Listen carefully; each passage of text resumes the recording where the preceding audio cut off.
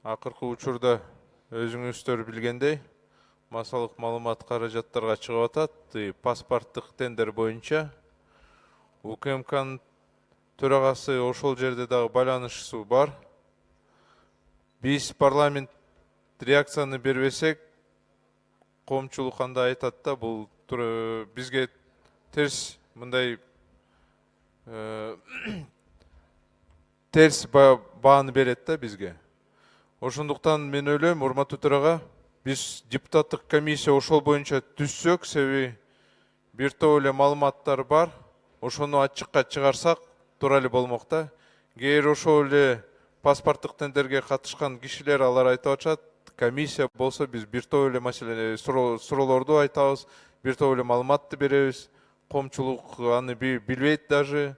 Менин оюмча биз ушундай комиссияны түзүш керекпиз. Урматтуу төрага, мен ушундай күн тартибинен маселени сунуштайт элем да.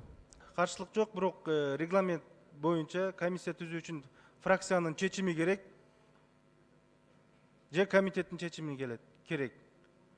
Эгерде ошол чечимдер болсо, анда залга алып чыгабыз. Дастан Далбаевич, ошо жагын камсыздап берсеңиз.